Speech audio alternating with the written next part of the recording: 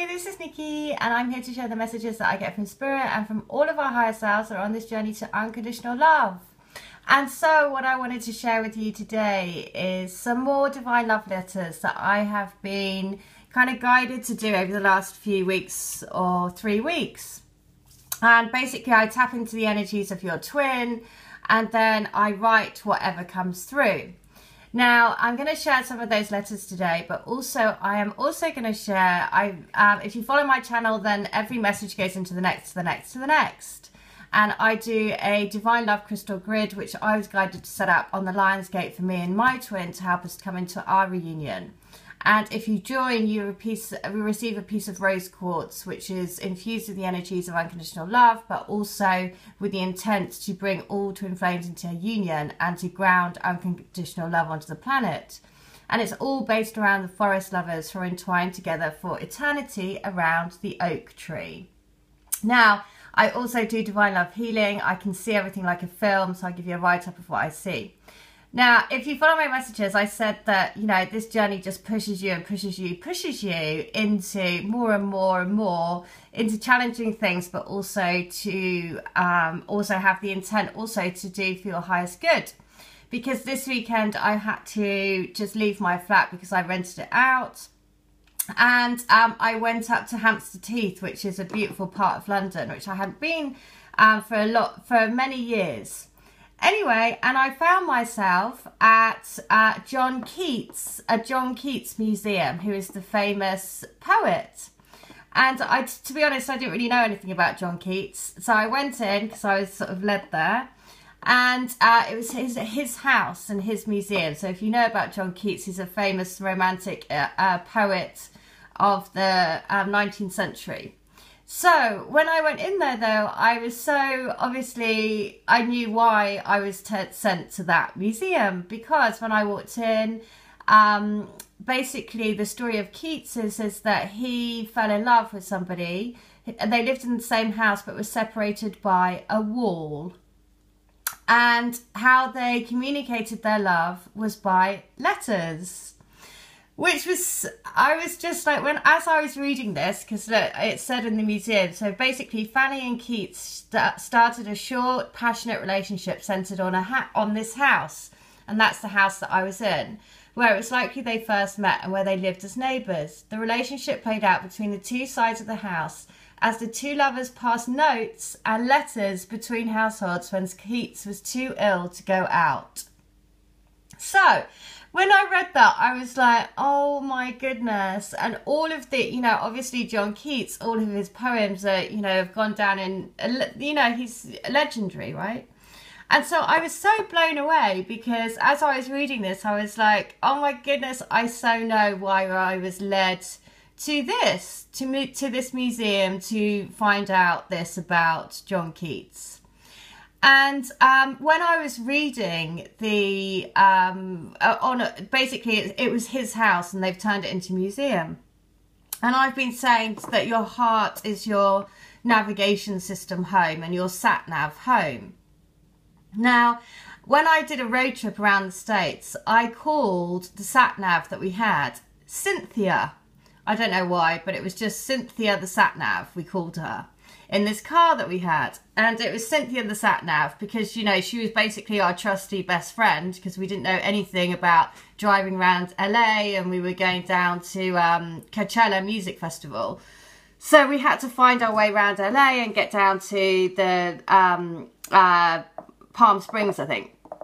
I can't remember where it was. Anyway, so Cynthia became our best friend. So I'm walking around this museum and then I see this, which is Keats's second publication, is a long poem based on the Greek legend of a shepherd who gains immortality through his love for Cynthia, the moon goddess. So this is why I say this is so amazing, because if you follow the path of what the universe wants to take you to, even though at the time you can't really see it, then when you do it, you're like, okay. And I was like, okay, I so know why I had to move out of my flat this weekend. And I so know why now I was brought here.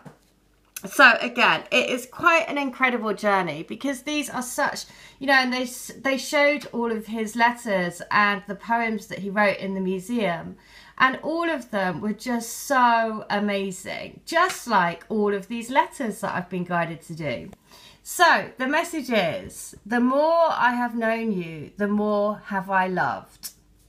So, and these are the letters that I've channeled. Just a few of them again. I've just picked out the last few. So this is from the Divine Feminine to the Divine Masculine.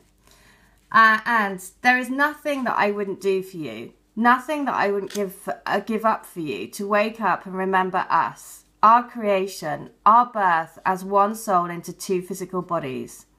I want that feeling of our bodies merging into blissful sexual ecstasy, a merging of our two souls back into one beautiful oversoul. That is what I so desperately want you to remember, that is what we came here to do and what we came here to experience. True divine love in its purest and rawest form. The beauty of a sacred sexual union, transforming us, transforming our bodies, transforming our DNA as we mold into one. We will transform the world. Our love will have a transformational impact on all around us. Remember and wake up to that, to what we agreed to find in each other. Divine love. Wow. So that was from her to him. This is another one about, so wanted to know what was going on with them, basically. And the answer was, why are you questioning how I feel about you? Don't question yourself. Don't question our connection. Why bring doubt into such a beautiful knowing in the deepest parts of you? Don't listen to doubt, because we will feed that within each other. Remember that we are here to anchor in love. And if you waver, I waver. Stay focused on the good. Stay focused on the goal. Stay focused on our hearts. If I seem distant, it's because I'm working on my things and coming to terms with this connection, this deeper meaning of everything. It's a whirlwind, and sometimes I get whipped up in the edge of the storm. But know that we are each other's home. We are each other's safety. Our souls are changing to come back together. Keep following the path of love. Right, so very clear, saying, don't doubt, because I feel your doubt. The next one, my darling, light of my life, the truest person that I have ever been lucky enough to have enter my life. Like a rainstorm in the desert, you washed away my shadows. You made me see the light inside and made me want to know more and more and more. And then I was afraid that the rain would stop and you wouldn't be there, so I was afraid to really let go. I was afraid to dance in the rain, to let myself be free to be who I really am, to be who we really are together, and throw caution to the wind, and throw off all fears, all inhibitions, and dance naked in the rain forever and ever and ever. That is what I truly want to say and do with you. I love you. I love everything about you. You're my saviour back to me. I love you. So, another one. That you are like a million angels falling from the sky to support me and cushion me with your love. It's like falling onto 1,000 feathers and feeling the tickle on all of my senses and all over my body. You wake me up, send electricity shooting through every part of me, like a shooting star on a dark night, the only star in the sky I see. 1 minute you are there and the next you are gone, but always, always in my heart, in my dreams, in my fantasies. I am with you. I am right here. I am in you. I believe in you. I believe in our love. I believe that you are my destiny. This great, great love we share is beyond the rainbow. It is the epitome of beauty. You are my world, and my world is you. Well, there you go. And next one. My darling, light of my life, the truest person that I've ever been lucky enough to... Oh, hang on, I've just done that. Next one. You are light to me. You are light to me in the parts of me that I had long forgotten about and put in a box. But meeting you made me not want to live in a box. It made me want to become more of me so I can be anything that I am for you. Meeting you reminded me of who I am. I love you so very much. It's in the cells of my body, in the blood in my veins, in the beat of my heart.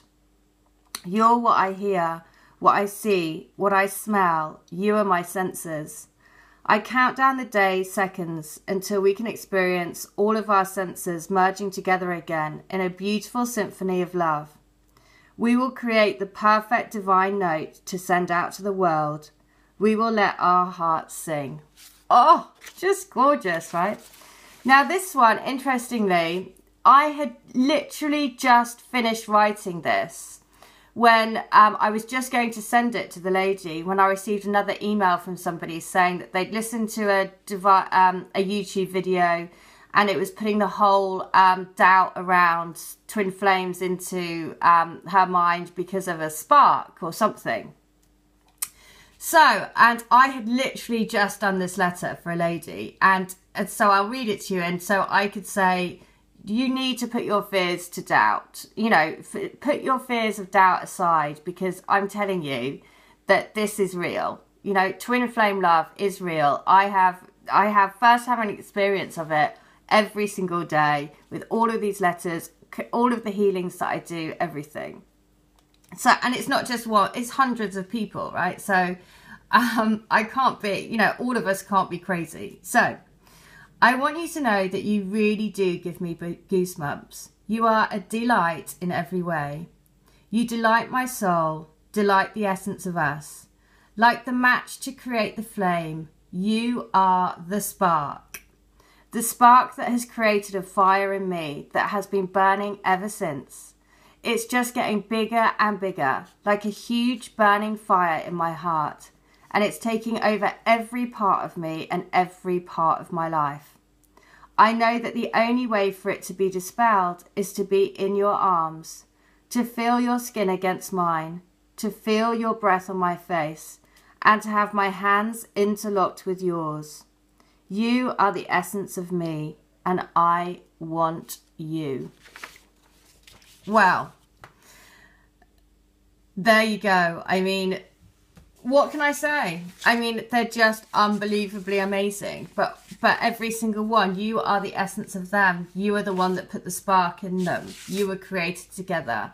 So therefore, there is no sense of separation, right? And one other, just to show how you mustn't freak out because they feel it. This is one other message. Don't freak out. Don't go into panic mode because I can feel it. I sense it. And it makes me nervous and want to run away and hide. I'm having so much drama. I just need to feel calm somewhere, to feel peace inside. I feel like my insides are being churned up and I'm in inner turmoil. Please know and feel me and know that our love is the only true thing that I've ever had in my life. That and the love I have for you is overwhelming, intoxicating, overpowering, and completely and utterly dumbfounding. A complete immense rush of heart-opening love that never goes away and never fades. Well, you see what I mean? I mean, you can just see why I've been taken to see this poetry, you know, and basically the fact that they fell in love and they wrote through a wall with letters. So the symbology of that is the wall will come down, right? The wall that we are fighting is fear and doubt. And very clearly in this letter, in all of these letters, it's like, don't have fear because I feel it. Live in love because I feel that too. All right. I hope that helps. If you want to come to me for a letter or for healing, please do. All of the details are in the link. Okay, take care. Bye.